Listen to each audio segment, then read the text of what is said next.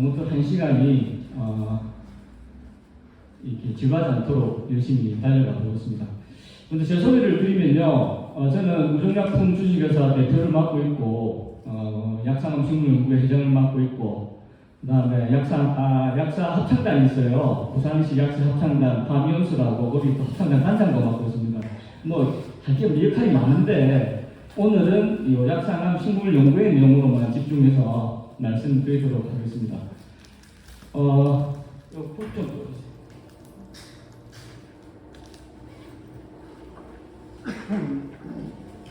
혹시 숙군초란 말을 한 번이라도 들어보신 분 손 한 번 들어봐주실래요?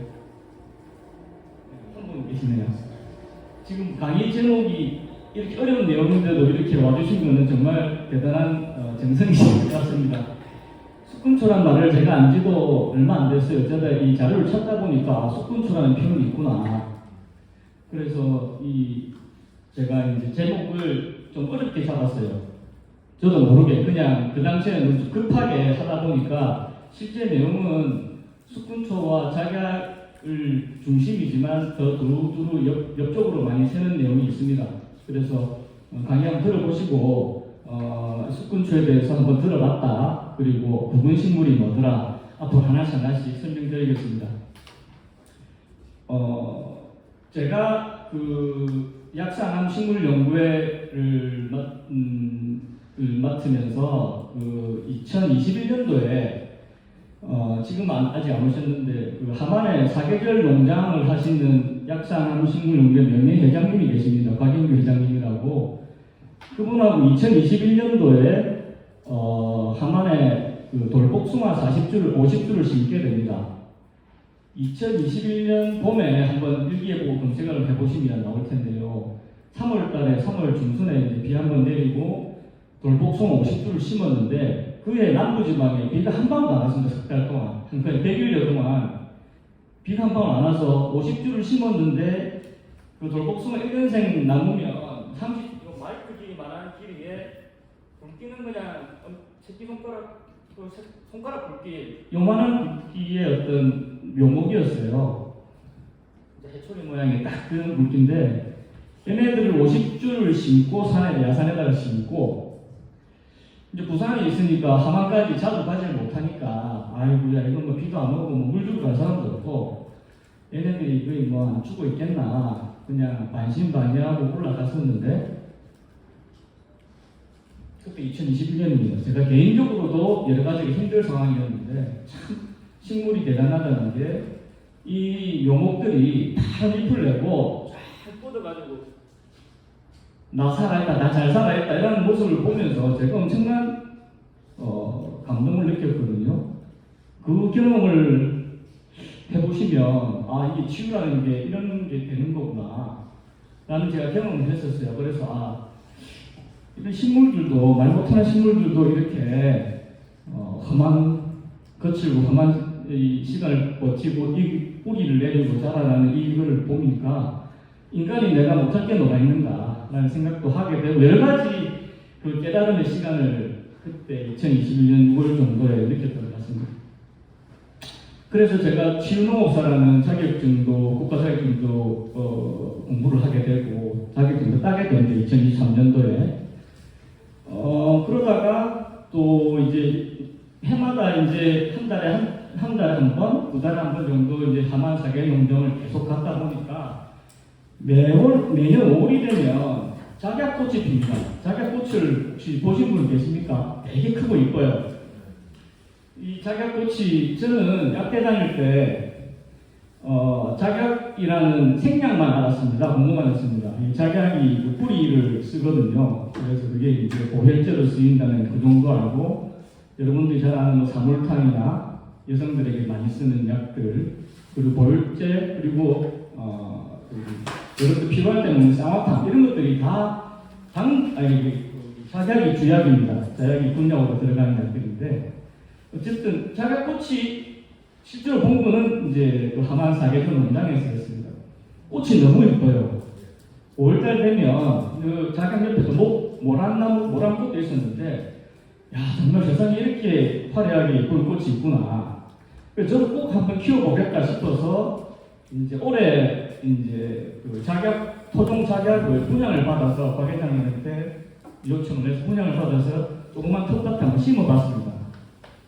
꽃몽오리가 있는 거를 가지고 와서 이제 밭에 한번 심어봤는데 당연히 저는 꽃이 필 줄 알았죠. 근데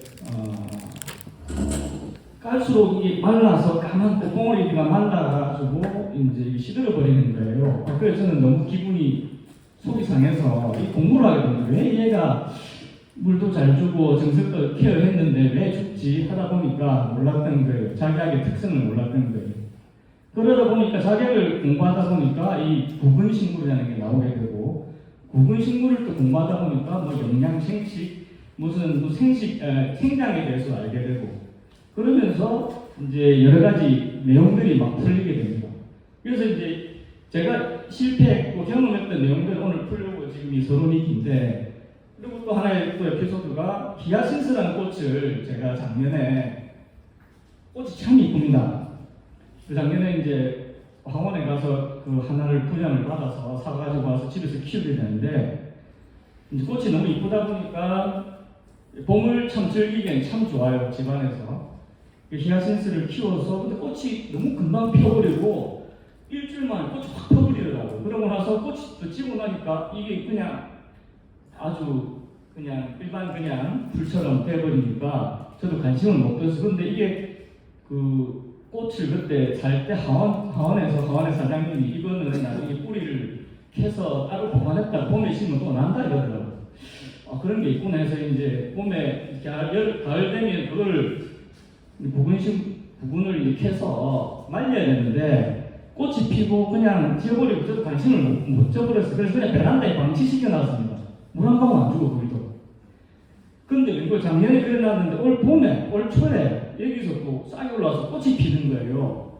또 한 번 제가 식물들한테 또 너무 미안한 감정과 동시에 또 상당히 또 자연의 어떤 경이로움이 한번 제가 개인적으로 느꼈습니다. 그래서 그 세 가지를 바탕으로 그 세 가지가 다 숙군초에다가 어떤 그 구근식물 이런 내용이 다 접목이 되어 있습니다. 그래서 오늘 그 내용을 가지고 한번 이야기를 해보도록 하겠습니다. 말이 좀 안 빠릅니까? 괜찮아요?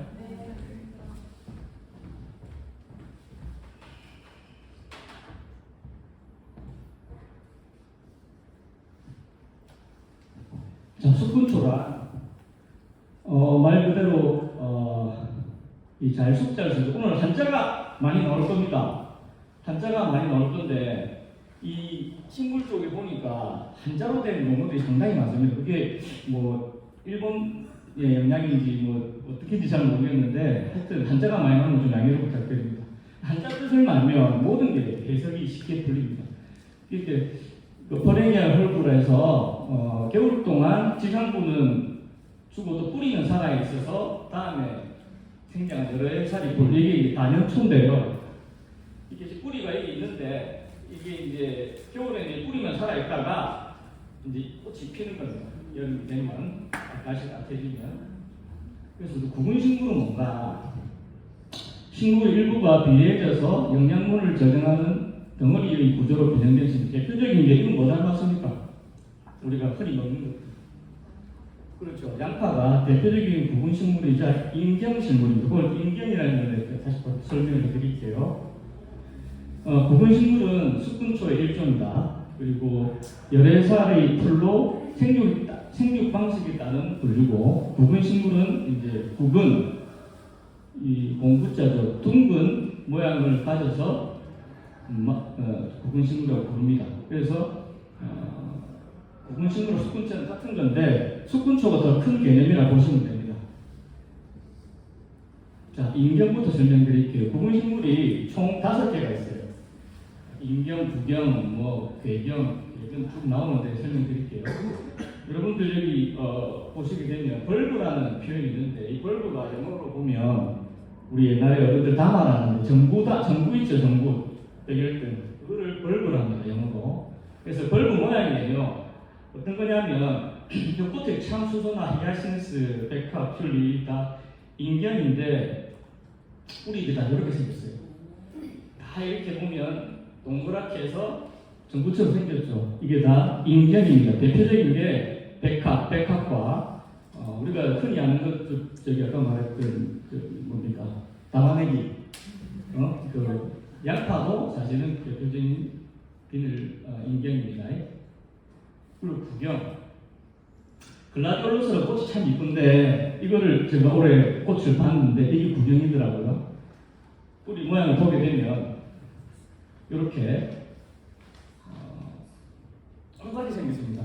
요게 1년 키우고 나면 진짜 우리 옛날에 어릴 때 구슬치기 하는 그런 동그란 모양의 자구들이 또 생깁니다. 그거를 또 키우면 또 이렇게 아까 제가 말씀드렸던 이제 겨울을 못 넘기기 때문에 이런 것들은 모아서 신문지에 보관했다가 베란다에 찬 기운을 보관했다가 다시 내년 봄에 심으면 다시 나무꽃이 피게 됩니다. 그다음 배경. 여러분들 감자 고구마 많이 아시는데 감자 고구마가 이게 뿌리로 해가지고 먹는 건데 줄기를 먹을까요? 뿌리를 먹을까요? 감자는 당연히 지금 줄기니까 제가 저 질문을 잘못했네요. 당연히 지금 줄기니까 감자는 줄기를 먹겠죠. 예, 감자는 줄기를 먹고 뒤에 이제 개근이 나오고 그거는 또 나중에 말씀드릴게요. 그 근경이라고 있습니다. 이조마라고 하는데 이게 이제 아이리스나 뭐 칸나나 모이 생강 같이 이 땅 위를 막 이렇게 커져 나가는 뿌리 줄기입니다. 그러니까 아주 이게 그 모양을 보시게 되면 이렇게 생겨서 지금 화면이 좀 약한데 칸나라든지 아이리스, 모이, 뿌리 생강 대표적인 이 생강이 뿌리 줄기 식물입니다. 그다음 개근 이게 이제 튜버러스 루트라는데 우리가 흔히 아는 이제 그 뿌리를 먹는 식물이에요. 아까 제가 처음 말씀드렸던 작약의 뿌리도 개근이고 우리가 흔히 도라지 다 아시죠? 도라지 뿌리도 개근이고 우리가 먹는 고구마 더덕도 다 개근입니다. 덩어리 뿌리라는 말씀이에요. 이 더덕이 꽃이 참 이쁩니다. 여러분들 실제로 보시면 이게 더덕꽃이냐 더덕만 먹다가 더덕꽃이 이렇게 이쁜지는 모르셨을 텐데 실제로 고구마꽃 볼 일 잘 없잖아요. 고구마꽃도 참 귀엽고 도라지꽃도 참 이쁩니다. 백도라지, 보라색 도라지가 있는데 보통 자연산이 보라색으로 많이 나오고 백도라지는 조금 이렇게 양식으로 기르는 거 재배하는 것들을 백도라지라고 한다고 하는데 꽃이 참 이뻐요. 뿌리가 이렇습니다. 이거 개변 식물들이에요. 참고로 봐주시고 그래서 고구마는 우리가 뿌리를 먹는 거고 감자는 줄기를 먹는 거다. 그렇게 이해를 해주시면 되겠습니다. 그다음에 구근 식물이 두 가지 종류가 있는데요. 봄에 심는다고 해서 춘식구근 그리고 가을에 심는다고 해서 추식구근이 있는데 춘식구근은 그 대표적인 게 글라디올루스가 있습니다. 뭐 칸나나 다알리아 뭐 다 한 번씩 보셨을 텐데 이게 뿌리를 파보면 이런 식으로 아까 글라디올루스는 제가 구경이라 했죠. 알줄기 그리고 칸나 같은 경우는 뿌리줄기 이조마 그다음에 다알리아 같은 경우는 아까 고구마 같은 근이를 겁니다. 이런 것들은 봄을 추위를 약하기 때문에 제가 아까 말씀드렸던 10월 20일 지금쯤입니다. 10월 상순 하순경에 내일이 이제 절기상으로 상강, 서리가 내린다는 상강이 내일이거든요. 그러니까 지금 남부지방 하기 없는데 중부지방 추운 데는 지금 벌써 뭐 눈도 온 데도 있고 하니까 서리가 내리기 전에 이 뿌리를 캐서 이제 신문지나 이런 싸서 아이스박스에 보관했다가 내년 봄에 심으면 이 춘식 부분은 심으면 됩니다. 그러면 꽃을 볼 수가 있습니다. 그다음에 추식 부분 여기 꽃들이 참 이쁘죠. 다 보면 튤립, 히아신스, 수소나 크로커스 다 이게 인경입니다. 인경이고 이 백합과 식물들이에요. 그래서 이것들은 겨울을 넘겨줘야 됩니다. 겨울을 한번 경험해줘야 찬 기운을 느껴야 다음에 꽃을 볼 수 있어요. 아끼고 이렇게 한다고 혹시 집에 가둬 놔두면 겨울을 찬 0도 10도 사이를 한 4주 정도 경험을 하지 못하면 얘네들은 꽃을 못 핍니다. 그래서 이건 추식 부분이라는데 가을에 심어야 겨울을 보내고 꽃을 필 수가 있어, 꽃을 볼 수가 있습니다. 이렇게 인경들을 볼 수가 있고요. 그다음에 이제 식물의 한 3가지 특징을 제가 말씀을 드릴게요. 이 내용은 저도 이제 하나씩 이제 보면 경험하면서 배웠던 것들인데, 알았던 것들인데 한자가 굉장히 많이 나옵니다. 그런데 제가 말씀드리는 지금 3가지를 잘 기억하셨다가 산이나 들로 가셨을 때, 옛날에 강의 들었을 때 왜 식물이 저런 과정을 거치는지를 이해하시는데 좀 도움이 됐을 것 같아요. 그 정부우세상이라는 것은 이 정수의 정자죠. 나무의 가장 높은 곳에 위치한 물에서 발생한 가지가 세력이 가장 강하게 자랍니다. 그냥 쉽게 설명하면 나무가 그냥 태양만 보고 자란다 이렇게 보시면 돼요. 근데 이게 이런 특징이기 때문에 예를 들어서 수영을 조절한다, 수영을 잡는다, 식물의 수영 모양을 잡기 위해서는 이렇게 전지 작업을 하잖아요. 그리고 과실나무 같은 경우는 또 이렇게 소금을 전지 작업을 이렇게 해주는데 이 전문 용어 도장지랍니다. 이 과실나무에서 하늘로 쭉 올라가는 정부우세상에 따라서 그런 나무의 열매가 열릴까 안 열릴까요? 안 열립니다. 그 이유는 거기서 이제 나오는 내용이 이제 이 식물의 생장 중에 영양 생장이라고 있고, 그다음에 그 생식 생장이라고 있어요. 이제 식물 입장에서 영양분도 잘 들어오고 물도 잘 이렇게 주고 햇빛도 좋으면 얘네들은 덩치만 크질라지 이세를 만들려 하지 않습니다. 자기가 지금 너무 해피하고 좋기 때문에. 근데 만약에 물이 안 준다든지 바람이 많이 분다든지 뿌리가 들썩거린다든지 뭔가 내가 불편하다 그러면 얘네들 꽃을 피우기 시작해요. 금방 말씀드렸던 정부우세상에 따라서 도장지 같은 경우는 자기가 기세가 좋기 때문에 꽃을 피울 기세가 없어요. 무조건 키워나가려고 하는데, 그래서 그거를 잘라주든지 안 그러면 그거를 피워주면 빛을 제대로 못 받고 옆으로 퍼지게 되면 그 나무는 꽃을 피우게 됩니다.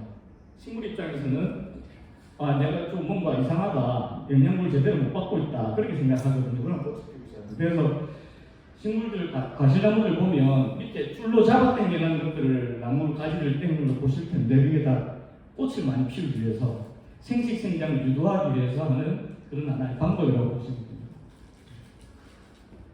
그다음 휴면타파, 그 정부우세상 휴면타파. 아까 제가 그 겨울을 경험해야 꽃이 핀다고 하는 추식 부분 말씀드렸죠. 그 내용인데요. 이제 예를 들어서 이거 다 식물들이 왜 휴면타파라는 과정을 거칠까요? 지금 여기 적어놓은 것들은 발화율 향상, 재배 일정 조절, 균이나 생물 유도는 사람 입장에서, 식물을 키우는 사람 입장에서 이런 내용들이 생기는 거고, 식물 입장에서 휴면이 필요한 경우는 예를 들면 이런 겁니다. 씨앗이 떨어져 있었는데 겨울인데도 불구하고 날씨가 너무 따뜻해졌어요. 근데 얘가 여름인 줄 알고 겨울이 이제 끝난 줄 알고 착각해서 올라왔다 싹을 틔웠어요. 그럼 다시 한판 몰아쳐요. 그럼 그 식물은 생존할 수 있겠습니까? 없겠습니까? 그래서 일정 기간 동안 보통 4주에서 한 3달 정도, 6주, 12주 정도의 기간을 땅속에서 그냥 잠을 자게 됩니다. 식물 입장에서는.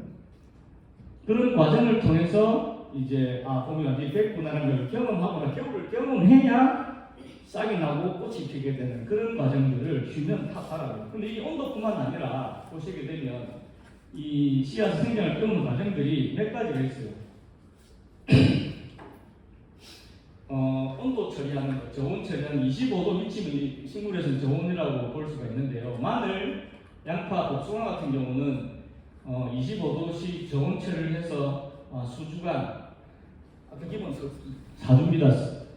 저장했다가 발화를 유도를 합니다. 그 과정을 거치지 않으면 마늘, 양파, 복숭아가 제대로 자라지 못한다고 합니다. 이게 휴면타파 과정이고요.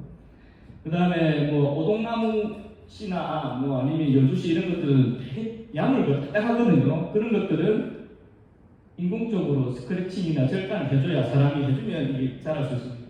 식물들은 어떤 식물들은 이런 과정을 거쳐야 식물 자기 나름대로 생장을 할 수 있으니까요. 그 다음에 이 수분 처리, 물에 일정 담가놨다가 수분을 흡수를 해서 나오는 것들이 콩, 강낭콩, 옥수수 이런 것들은 그 수분을 처리하는 것들. 그러니까 휴먼 타파라는 과정이 우리가 일상생활하면 전혀 느낄 수가 없어요. 근데 식물 입장에서 우리가 식물을 재배하다 보면 이런 휴먼 타파라는 과정이 엄청 중요합니다. 이걸 과정을 모르고 있으면 예를 들어서 한국에서 나 잘 예쁜 과일나무가 꽃나무가 그리고 남방구 호주나 같은 데서 꽃이 안 핀다는 소리 혹시 들어본 적 있습니까? 겨울을 못 만나서 그래요. 휴먼 타파 과정을 거쳐야 되는데 한 번에 시련이나 고통을 겪어야 되는데 그렇지 못했기 때문에 꽃을 못 피우는 거예요. 어떤 인생사라고도 비슷하게 볼 수가 있습니다. 그 다음에 전형성 토티포텐시라고 하는데요. 이게 식물만 가지고 있는 전형적인 특성입니다. 그러니까 식물 세포 하나가 모든 유전자 정보를 가지고 있다고 합니다. 그리고 하나의 세포로 모든 기관 형성 가능하고 식물체의 재생 능력, 자신의 손상된 부분을 복구하는 데 중요한 역할을 한다. 이 전형성 능력이라는 게. 그래서 번식 금전계를 활용을 하는데요, 인간이. 예를 들겠습니다. 번식 중에서 아까 제가 생장이 영양 생장이 있고 뭐 생식 생장이 있다고 그랬는데 같은 내용이에요. 영양 번식이 있고 종자 번식이 있습니다. 영양 번식이라는 것은 식물이 토티포텐시가 있기 때문에 접목이나 나무끼리 접합을 시킨다거나 아니면 시목 아시는 분들 나무 줄기를 땅에 심으면 줄기에서 다시 뿌리가 나요. 그런 나무들이 있고, 분주 이렇게 나무를 예를 들어서 나중에 아스파라거스 같은 이런 어떤 식분초들은 뿌리하고 줄기를 분리해서 심으면 영양 번식이기 때문에 이 분주를 하면 다시 이게 번식이 가능합니다. 그리고 삽목은 그야말로 줄기는 잎을 잘라서 심으면 나는 거예요. 그게 식물의 전형성능이라는 게 있기 때문에 가능한 것들입니다. 그렇지 않은 건 우리가 흔히 아는 종자 번식이에요. 씨, 꽃이 피고 열매를 먹고 그 씨가 땅에 다시 떨어져서 번식하는 기본적인 자연의 이치고, 오늘 사람도 이제 남자 여자가 만났을 때 종자 번식 똑같은 개념이고, 식물만이 이 영양 번식이라는 걸 하는 것은 전형성능 때문이다. 그래서 결국 이 전형성능은 식물의 특성인데 동물 같은 경우는 움직일 수가 있잖아요. 내가 위험에 빠지거나 상처가 났으면 그 도망을 가거나 그 위험을 회피를 해서 어떤 보호를 할 수가 있는데, 식물은 비가 오나 바람이 부나 뭐 어떤 상황에 움직여서 고정되어 있기 때문에 자기가 생존을 하기 위해서는 그런 전형성능을 가지고 있어야 된다. 그래서 이거는 생존 전략에 따른 진화적 정리 결과다. 이동이다. 그래서 사람이 요새 이제 병원에 누워있고 아주 무슨 인간이라고 하죠. 병원에서 모든 게 식물인가, 못 움직여서 식물인가. 그건 사람 사는 게 아니잖아요. 우리가 요새 건배사 하면 누죽걸살이라고 들어보셨어요? 예, 그런 표현 나옵니다. 누우면 죽고 걸으면 산다, 누죽걸살. 그런 표현들도 다 이런 개념으로 다 들어가 있어요. 그래서 가급적이면 움직여야 된다, 사람은. 그래서 식물은 성장성이 없고 무한성장을 하고, 선인장 같은 경우도 잘려도 다시 생존이 한다는 것. 그리고 식물은 삐다고 이산화탄소 물만 가지고도 나무로 당연히 자라갈 수 있어요. 나무도 기름, 우리 콩기름, 참기름 다 이 참깨 들깨 식물에서 나오잖아요. 이 이산화탄소 물만 가지고 이 기름을 만들어냅니다. 그리고 단백질, 두부 같은 것도 콩으로 만드는 것도 이 식물에서 만든 탄수화물, 우리 식물, 벼, 쌀, 보리 이런 거 다 탄수화물. 그래서 우리가 식물은 이산화탄소 물만 가 있으면 나무나 우리 먹을 것을 다 만들어내는 귀한 자원이다. 식물은 모든 세포가 줄기세포 기능을 한다. 백합 같은 경우는 뭐였습니까? 백합은 다 아시겠지만 여러분들이 아는 백합하고 제가 아는 백합하고 비슷할 거예요. 저는 백합이 그냥 하얀 꽃만 가지고 있는 게 백합인 줄 알았어요. 대표적으로 있는 게 백합. 그래서 흰 백자인 줄 알았는데 이 자세히 보시게 되면 이거는 백개 할 때 백백자거든요. 100개의 수. 이 이제 설명을 좀 드려보면, 이 백합의 학명이 릴리움입니다. 흰 꽃이라고 되어 있는데 이 한자하고 약간 설명은 다르죠. 우리가 아는 게 릴리움은 흰 꽃이라고 되어 있습니다. 그런데 이 순한국말로 날이라는데 이 백합을 100개 인편이라 아까 인경 나왔잖아요. 그 리자가 이 비늘 리자입니다. 비늘처럼 우리 양파나 백합 이 껍질 본 비늘처럼 비늘이 100개 합쳐져서 하나의 구분을 이루기 때문에 백합이라고 한다. 이해가 되십니까? 백합이라는 뜻이 이제 그런 뜻이 있습니다. 그래서 이 백합은 이쁘기만 뿐만 아니라 나중에 설명이 계속 될 텐데요. 원산지가 국방부 아열대지의 원산지고 전 세계적으로 6,700 품종이 있고 우리나라에는 한 10여 종의 자생 품종이 있다고 나중에 그림을 하나 보여드릴게요. 강한 향이 나기 때문에 향수나 향신료로 쓰이고 굵은 나무리, 인편, 꼬지, 주화라는 것은 까만 구슬 같은 저 배가 있는데 너 보신지 모르겠습니다. 그 나리 꽃에 까만 거 달린 거 보셨어요? 그게 주화입니다. 그거에 이제 씨앗처럼 떨어지면 자라는데 그게 이제 구분이 되는 데는 시간이 2-3년 계속 걸리고 구분 나누기를 하면 1년 만에 자랄 수가 있고 인편꽂이는 이제 인편이라는 게 아까 우리 굵은 식물의 그 인편을 조각조각 내서 전형승으로 인해서 자랄 수 있는데 그것도 한 2-3년 걸립니다. 그래서 결국은 구분 나누기라는 게 백합은 제일 백합과 식물도 좋다. 성모의 꽃이라 되어 있는데 백합이 이제 순결과 순수라는 이제 꽃말을 가지고 있는데요.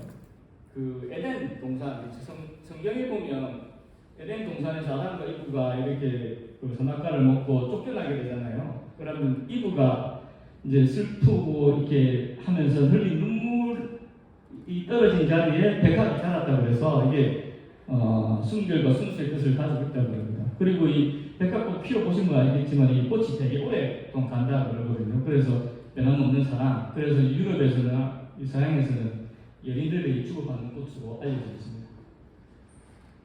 백합은 금방 말씀드렸던 나리, 우리나라 말 나리고 토종 백합을 나리라 합니다. 그래서 하늘나리, 땅나리, 중나리, 참나리가 있는데요. 그 하늘로 보고 있어서 하늘나리, 엄마는 아주 틀립니다. 땅나리, 중나리, 참나리가 제일 보편적으로 우리가 많이 알게 되고 이 타이거 릴리인데 그야말로 잎이 주황색의 타이거, 호랑이 문양이 조금씩 점이 찍혀 있어 그래서 참나리라고 타이거 릴리라고 합니다. 기본적으로 이 백합꽃은 햇볕이 잘 6시간 잘 들어줘야 되고 물 주기. 근데 꽃이 피고 나서는 그걸 주지 않아야 된다. 이 백합과 식물은 다 그래요. 아까 제가 히아신스 예를 들었는데 물을 안 줘도 꽃이 피우더라고요. 너무 더우면 백합과 식물들은 꽃을 못 피웁니다. 그래서 온도는 25도 실온 정도로 되시고 그다음에 백합과 식물입니다. 백합 식물 한 10종류를 적어놨는데 뭐 다 아시는 내용 다 꽃들이죠. 그 튤립꽃이 백합과 식물입니다. 그 네덜란드 국화이기도 하고 이 꽃이 참 이쁘죠. 근데 이게 아까 겨울을 넘겨야 된다는 수십 부분이기 때문에 겨울에 가을에 심어야 되고 요 나리, 그 말했던 요 나리입니다. 이 꽃이 다 보셨죠? 한번 보시고 이게 타이거 릴리 참나리입니다. 이게 한국 토종이고요. 그다음에 물은 나무도 얼마 전까지 있었고 우리 동네 기사에도 알로에도 백합과 식물이랍니다. 히아신스, 양파를 먹는 게 우리가 뭐 중식당이나 식당에 가서 양파를 먹으면 우리가 그걸 뿌리를 먹습니까? 잎을 먹습니까? 줄기를 먹습니까? 뭐 생각해 보셨나요? 뿌리, 잎을 먹는다. 다 뿌리입니까? 네. 확인시켜드리겠습니다. 우리가 먹는 부분은 엽입니다. 엽. 잎을 먹습니다. 이 양파의 뿌리 녹음이다. 요 밑에 넣은 이게 뿌리고 나머지는 인경, 아까 제가 말씀드렸죠. 인경입니다. 이게. 그래서 안에 줄기가 있고 밭에는 잎입니다. 하얀 거 먹는 거는 잎을 우리가 먹는 거예요. 그래서 식물 우리가 잘 이 뿌리를 먹는 줄 알았는데 실제로 잎을 먹고 있다는 것도 이번 기회에 상식적으로 알아주시면 좋을 것 같아요. 백합과 절파하는데 절파하는 게 그게 뭐 대단한 건 아니고 우리 꽃꽂이 식물을 그냥 절하면 됩니다. 그래서 이것들을 수명을 연장시키는 방법을 한번 제가 상식산에서 한번 찾아봤는데요. 백합 꽃가 오래 질리는 거, 꽃봉오리가 막 열린 물에 따서 줄기 아래쪽 상분 잎을 제거하고 물 속에 넣어둡니다. 이제 물을 깨끗한 물 넣어준다 이 말이고 줄기를 사선으로 자르고 이게 최대한 단면적을 넓게 해주면 이 꽃수명을 늘리는데 도움이 된다. 그리고 백합 같은 경우는 안에 수술을 제거해주는. 그래서 아까 튤립을 국화로 가지고 있는 네덜란드 같은 경우는 이 유전적으로 이 수술을 없애버리는 그런 개량종을 만들어서 수출을 많이 한다고 해요. 백합꽃을. 그래서 이렇게 해서 오래 즐기는 방법도 있고.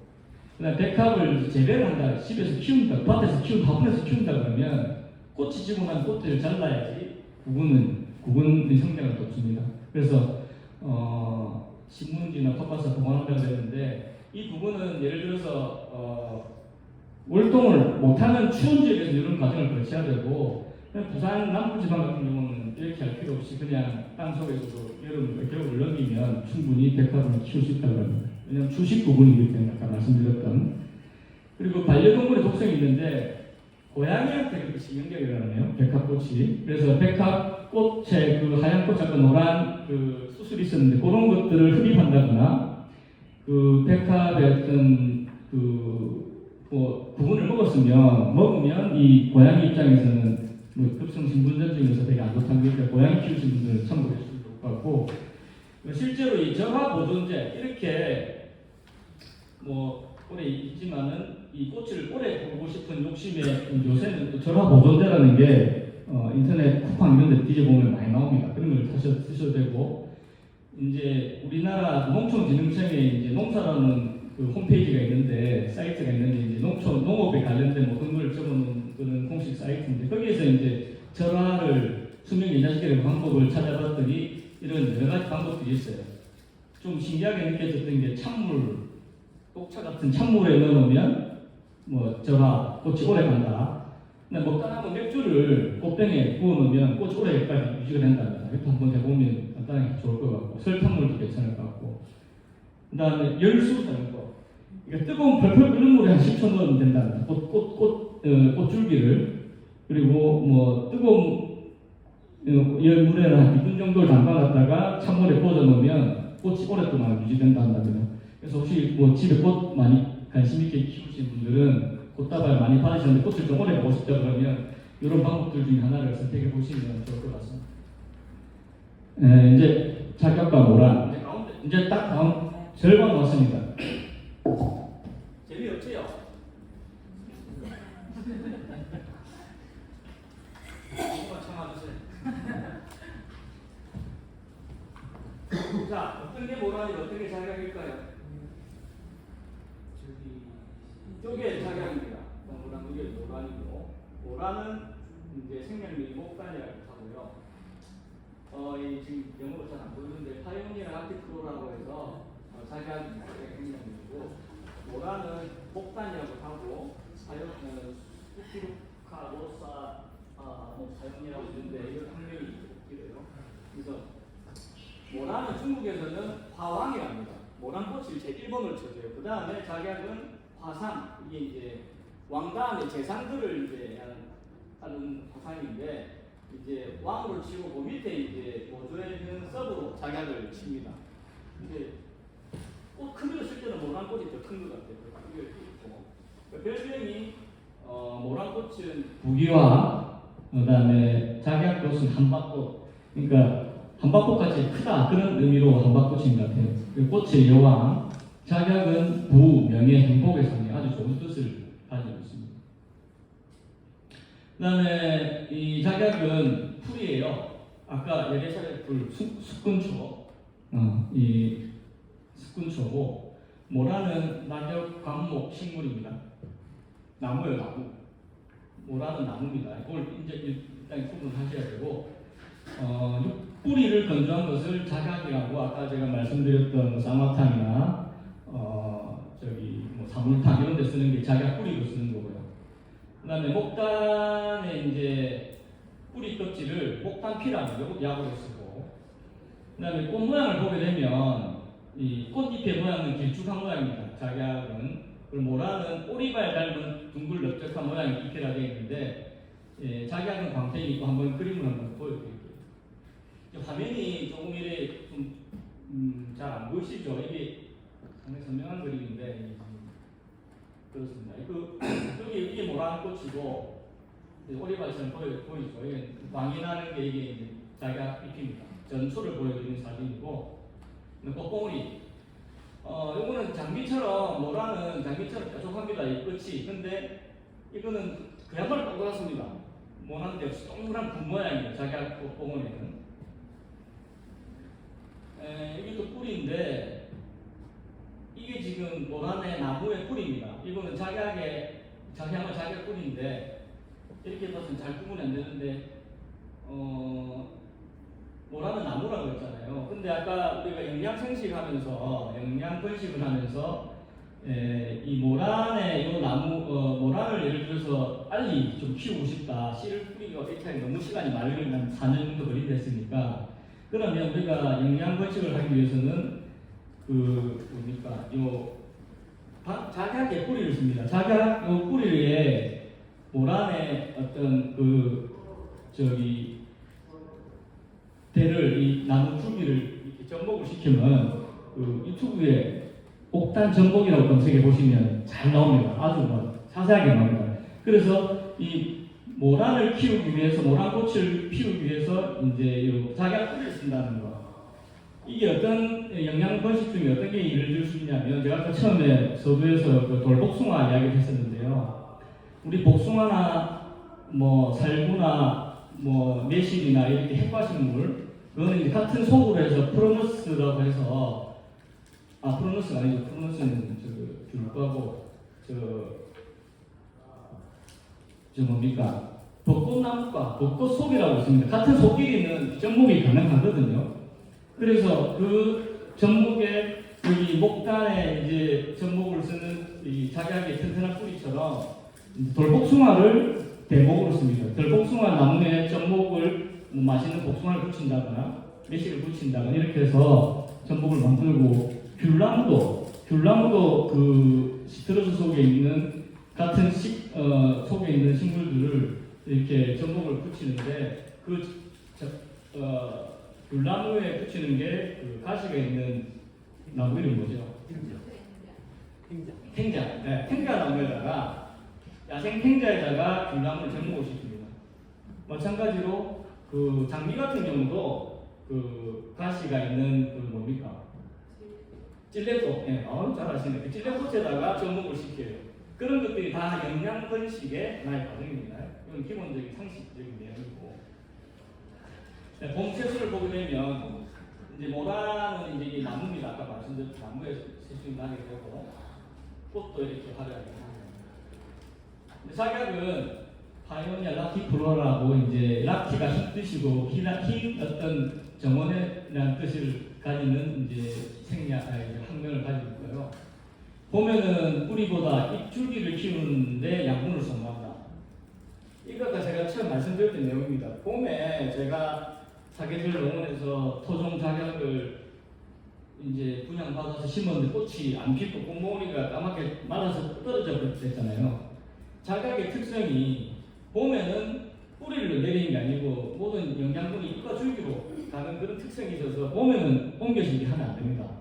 그걸 제가 몰랐던 거죠. 그래서 이제 9월 하순부터 10월 중순, 지금 이때 작약이 있으신 분들 옮겨 심어가지고 내년에 꽃을 보시려면 옮겨 심어야 된다. 그리고 이제 작약은 아까 말씀드렸듯이 꽃을 예뻐서 꽃을 키우시는 분도 있고, 약을 쓰기 위해서 작약 생약을 쓰기 위해서 주신 분이 있는데, 뿌리를 키우기 위해서는 꽃이 피면 꽃을 다 따줘야 돼요. 그래야 뿌리가 커지니까요. 그러니까 말씀드렸던 이제 한약 계절로서의 이제 사물탕 뭉친 것을 깨진다. 왜냐하면 그 추운 겨울에 작약 뿌리가 땅 속에 대표적인 숙분수 아닙니까? 추운 겨울을 버티기 위해서 웅크리고 있다가 안에서 자생력 키우고 있다가 봄이 되면 그 차가운 얼음 바닥을 불고 나오는 그 작약의 힘이 이제 생리학적으로 약효가 뭉친 것을 깨우는 중성이 있다, 작약이. 그래서 진통, 소염에 도움이 되고, 이제 빈혈을 위해서 달달이 아프거나 근육경련에 많습니다. 아까 쌍화탕 이런 것도 근육이랑 피곤할 때 많이 먹는 거. 작약감초탕도 약국 가시면 진통제하고 어떤 약사님들은 작약감초탕 많이 주면 같이 먹으면 효과 되게 좋습니다. 그래서 되게 운동을 많이 했다가 근육통이 있을 때는 작약감초탕하고 요 진통제를 같이 드시면 효과가 상당히 좋습니다. 그게 다 자기하기 힘입니다. 자, 숙군초들 중에 여기 뭐 쓰는 거 있습니까? 다 아시는, 제가 일부러 이제 뽑아왔는데, 아스파라거스, 곰치, 산마늘 다른 이름이 뭔지 알아요? 예, 명이나물입니다. 우리 명이나물을 뭐 고깃집에 많이 나오잖아요. 나중에 설명드리겠지만 그게 지금은 이제 울릉도산이 아니랍니다. 그리고 이 더덕, 도라지, 러위, 땅두루 하나씩 한번 볼게요. 아스파라거스가 그 암나무, 순나무가 있다는 거 아십니까? 여기 암그루가 있고 수그루가 있어요. 근데 실제로 우리가 일반적으로 밭에 재배하는 사람들 크게 구분을 하는데, 이거를 경제적 목적으로 이제 재배해서 파시는 분들은 순나무를 더 많이 키우는, 왜냐면 이 수확량이 더 많답니다. 여기 순으로 이제 서양 채소로 분류가 된 채소의 왕 아스파라거스가 이제 이름에서 아스파라 현상이 나오는데, 이건 숙취해소에 좋고 한다는데, 어쨌든 어린 줄기를 식용으로 하고 12cm, 5cm 정도를 수확을 합니다. 그리고 숯그룹이 높고, 그다음에 이 아스파라거스는 제가 진짜 요새 우리 뭐 양식 가면 기본적으로 나오잖아요. 코스 뭐니 경양식을 먹으러 가게 되면 이 여기다가 뭐 감자와 같이 나오는 경우가 많은데, 식감이 안 좋다고 안 드시는 분들도 있고, 뭐 이거를 무슨 맛으로 먹냐 하시는 분도 있는데, 저도 옛날에 그랬었어요. 근데 나오면 무조건 드십시오. 정말 건강에 좋더라고요. 이게 안에 이물릭이라는 수용성 그 뭡니까 식이섬유가 있어요. 그래서 요새 뜨는 저성노화, 그러니까 장에도 좋고 혈당 조절에도 도움이 되고 콜레스테롤 낮추는 요 세 가지 기능이 있어서 저성노화에 아주 도움이 된다. 그러니까 조금 내가 좀 덜 늙고 싶다 그러면 매일 요거 아스파라거스 한 5뿌리를 하루에 매일 먹으면 저성노화 좋다는 게 비싸요. 그래서 키워서 드시면 됩니다. 제가 이거 키우는 게 아주 이게 어렵지가 않아요. 집에서 사고 나놓고 아스파라거스 저기 모종 하나 받아가지고 키우면 이게 계속 아까 말했던 것처럼 뿌리 번식을 하기 때문에 이 숙군초, 대표적인 숙군초거든요. 그래서 이것도 내가 백합과입니다. 그래서 계속 뿌리로 번식을 하면 됩니다. 아까 영양 번식 한다고 그랬죠. 그래서 아까 그 분주하듯이 아스파라거스 자란 거를 이제 봄에 분리해서 심어주면 15cm 자라면 되고 뽑아서 먹으면 됩니다. 네. 일단 곰치, 이 불가리아 피셔스라고 들었는데, 이 곰치가 산나물에 제왕으로 되어 있네요. 그래서 이 쌉싸름한 맛, 뭐 겨울잠에 깨어난 건 가장 먼저 먹는 나물이라는 데는 그렇게 적혀 있더라고. 제가 그렇게 말씀드리고, 그다음에 상추에서도 비타민C 함유. 근데 곰치하고 이 봄나물 중에 제일 유수에 말하는 게 곰치인 줄 알고 먹었다가 문제가 되는 경우가 많아요. 그게 동이나물이라는 건 완전 독이거든요. 이거 잘못 먹었다면 진짜 큰일 나는 그 동이나물인데, 이게 봐도 비슷하게 생겼어요. 동이나물은 건 산에서 이제 노란 꽃이 피는 독초인데, 이거를 구분하는 방법은 이제 여기 지금 화면이 너무 안 좋은데, 지금 이 줄기를 보세요. 꽃 역경이라는데 꽃 줄기를 보시게 되면, 잎줄기를 보시게 되면 이건 자주색 투톤이, 그래서 꽃줄기가 폭하게 U자로 파여 있어요. 곰치는 여기는 그냥 동그랗게 돼 있고, 그 다음에 원색이고, 여기는 자주색 빛이 딱 띕니다. 그래서 색깔이 자주색 꽃 역경이 잎줄기가 자주색이 띄는 거는 독초는 아니다. 그 정도로 구분하셔야 되고, 그 다음에 새끼 어릴 때는 곰치는 독이 없는, 우리가 먹는 곰치는 꽃잎이 뒤로 말립니다. 잎이 뒤로 말린다는 거. 독초인 동이나무는 잎 앞으로 말려요. 그래서 구분이 안 되면 새끼 잎을 보세요. 그래서 앞으로 말리는 거는 먹으면 절대 안 됩니다. 그렇게 구분하시면 되고, 또 통리가 날카롭고, 이거는 조금 무디죠. 날카롭지 않다, 독초나무. 그리고 둥글게 갈라진다는 거, 잎줄기 요꿀이 둥글다고 여기 뾰족하게 되어 있다는 건데, 지금 사진이 조금 그래서 그런데, 하여튼 요 두 가지는 색깔로 구분하든지 새끼 잎을 구분하든지 구분을 꼭 해주시면 상식적으로 좋을 것 같고, 가급적이면 산에서는 안 드시는 게 좋습니다.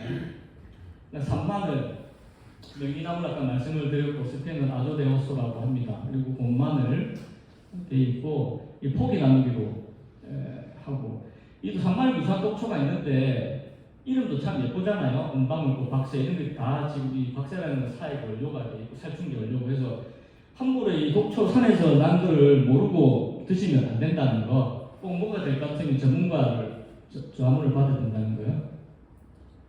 그다음 더덕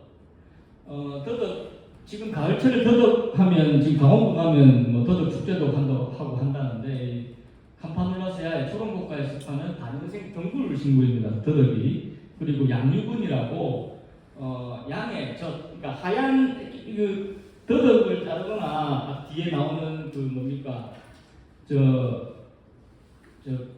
도라지 같은 거는 잎이나 줄기를 자르면 하얀 액이 나와요. 그걸 양유근이라는데 그걸로 이제 친구를 구분하기도 합니다.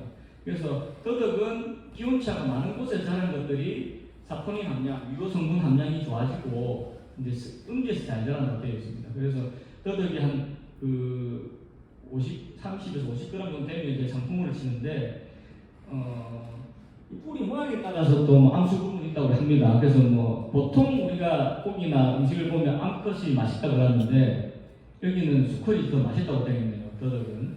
그리고 더덕하고 인삼을 잘 헷갈리시는데 더덕은 국화목의 초록꽃과 인삼은 두릅나무과의 구분을 해주셔야 되고 나중에 구분해 드리겠습니다. 도라지 이제 이 플라티코폰 글란디플로라스 벌룬플라워 도라지 꽃이 벌룬플라워처럼 보여요. 벌룬이 풍선이란 말이잖아요. 도라지를 나중에 꽃을 한번 볼게 되시면 뭔가 앞이 지나가는데 도라지 꽃이 참 예쁩니다. 그래서 벌룬플라워라는 영문 이름이 있고요. 그 다음에 이제 도라지를 길령이라고 해요. 도라지 뿌리 또는 주피를 제거한 것을 약초로서 길경이라고 합니다. 그래서 길경차라고 들어보셨어요? 길경차. 그리고 약국 가면 있는 용각산, 기관지, 용각산은 소리가 나지 않습니다. 광고하는 그 전부 다 도라지 중심으로 만든 도라지로 만든 약물들입니다. 그래서 보시면 되고, 그다음에 이게 이제 제가 그림으로 설명해 놨는데. 양유근은 아까 흰색 진액 나온다는 거는 더덕하고 도라지가 나오고요. 근데 보라색 꽃이 피는 게 더덕, 벌룬플라워. 꽃이 이렇게 활짝 폈을 때 되는데 이게 피기 전에는 아주 풍선처럼 보입니다. 그래서 벌룬플라워입니다.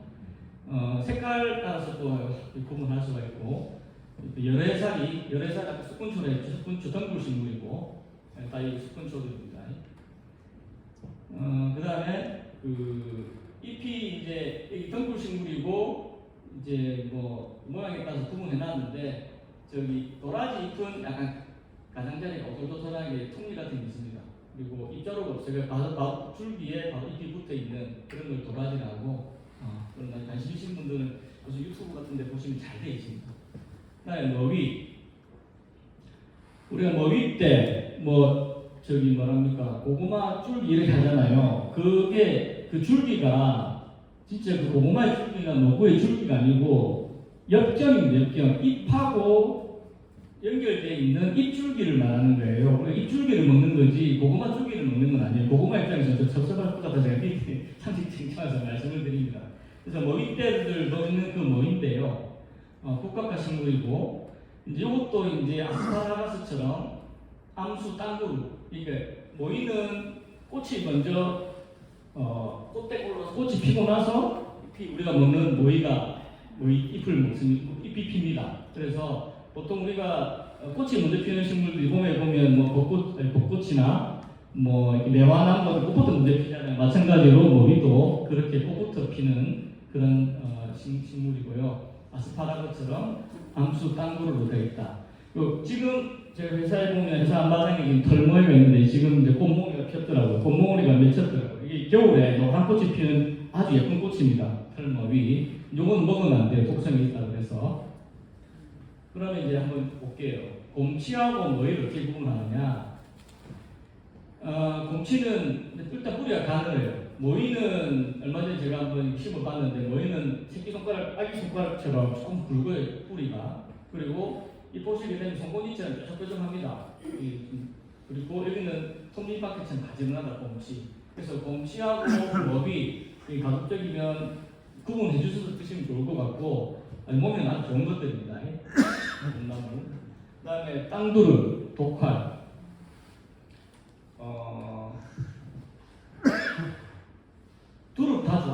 다 지금 제가 보여드리는 대부분이 아까 더덕 빼고는 다 봄나물들입니다. 봄나물들. 그래서 땅두릅, 뭡니까 참두릅, 개두릅 이런 종류들이 있는데 땅두릅 같은 경우는 어린 순을 먹게 되고 뿌리는 이제 독활이 돼서 약으로 씁니다. 뭐 관절염 이런 데 쓰고 이 땅두릅은 가시가 없고 잔털이 있고 개두릅이나 참두릅은 특히 가시가 있어요. 여러분들 이거 사진 한번 내가 보여드릴게요.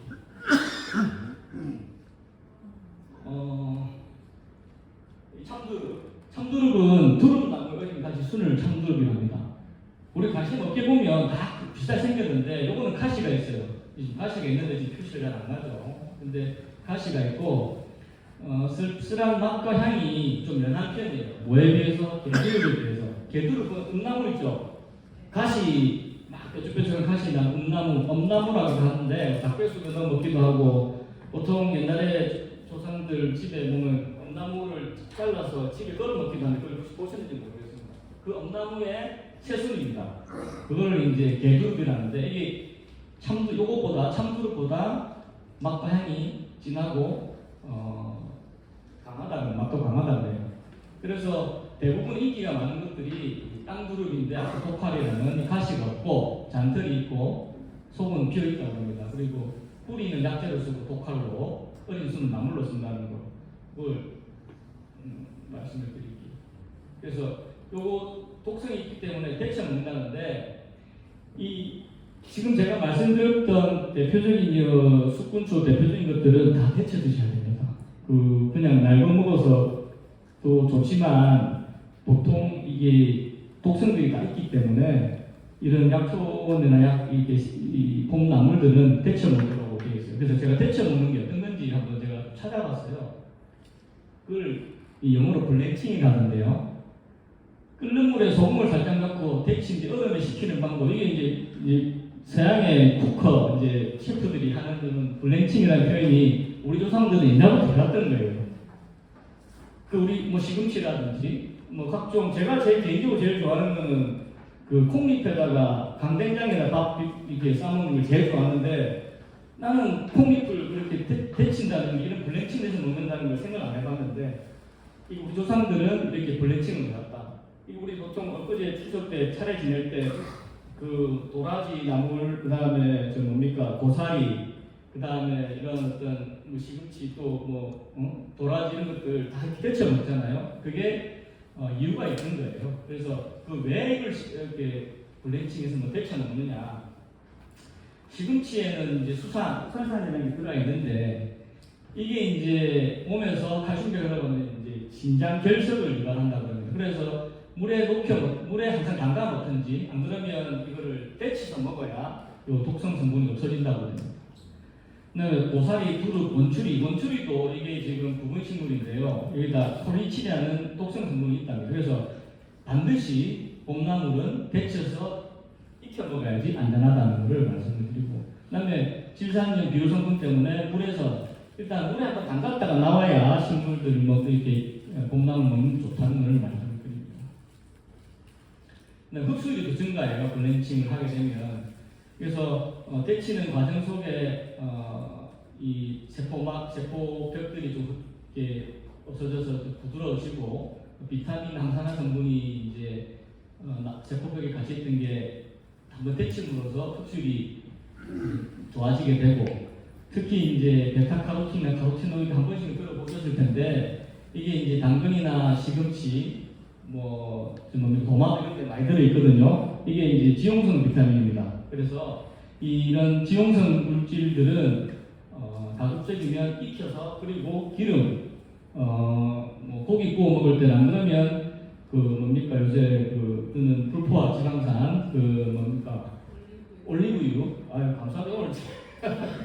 오늘 훌륭하신 분이 오셔가지고 참 제가 강의도 많이 받고 올리브 같은데 이 당근이나 시금치나 이 브로콜리 같은 거, 토마토 같은 거를 같이 먹으면 흡수가 더 잘 된다고 되어 있습니다. 그다음에 당연히 이제 데쳐 먹게 되면 세포벽이 이제 없어지니까 소화 잘 되고 살균 위생 관리, 미생물 잡균 살균 효과가 있습니다.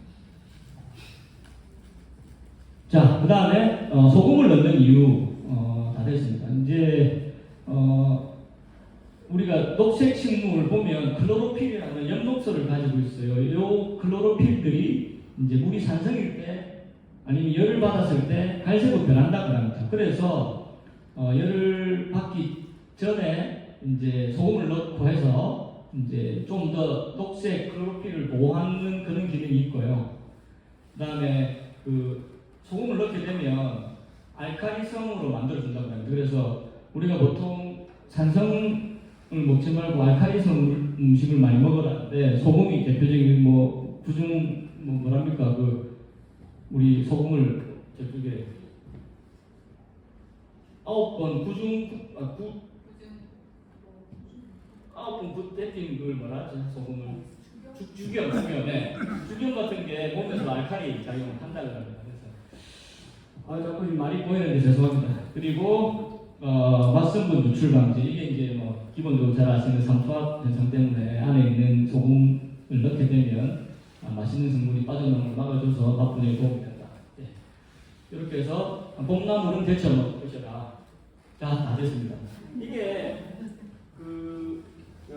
아까 처음에 말씀드렸던 하만 사계절 농원에 있는 이거 뭡니까? 작약꽃입니다. 근데 이 박계사님께서 이 꽃을 10수년 전에 심으셨는데 이게 노란 꽃을 하얀 꽃에 씨를 심으면 하얀 꽃이 필까요 안 필까요?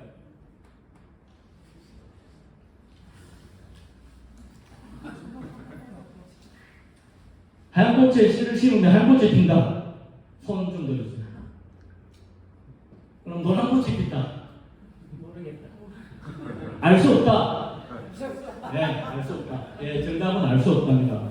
그 이유가 아까 영양 번식하고 같은 내용들인데 이 뭐랍니까 영양 번식을 하는 이 이유가 씨는 이제 얘네들이 어떤 형질을 가진지는 이게 모른다고 해요. 그래서 같은 붉은색의 작약을 피우려면 이 붉은색의 작약을 같이 이렇게 뿌리를 같이 번식을 시켜줘야 같은 색에 피고 씨만 가지고는 이 색이 다양하게 그렇게 필 수 없다. 그러면 이 농장주는 부진한 분일까요? 아니면 아주 게으른 분일까요? 밤새 나오면 예쁘게 핍니다. 예쁘게 씨를 이렇게 다시 뿌리만 하면 같은 색이 필 수가 있는데 흰색, 분홍색, 뭐 다양한 예쁘게 폈잖아요. 이거는 방치를 해놓으면 꽃 한 송이를 방치를 해놓으면 10년, 7, 8년 지나면 이렇게 다양한 꽃들의 작약밭이 됩니다. 됐습니까? 네. 곽영 회장님 오늘 많이 제가 말씀드렸는데 늦게 오셨네요. 어쨌든 요 다음에 기회가 되면 여기 약산생물연구에서 주로 이렇게 스타디하는 여기 하만 사계절 농원에 같이 한번 가서 같이 공부할 수 있는 기회가 됐으면 좋겠습니다. 긴 시간 감사합니다. 수고하셨습니다.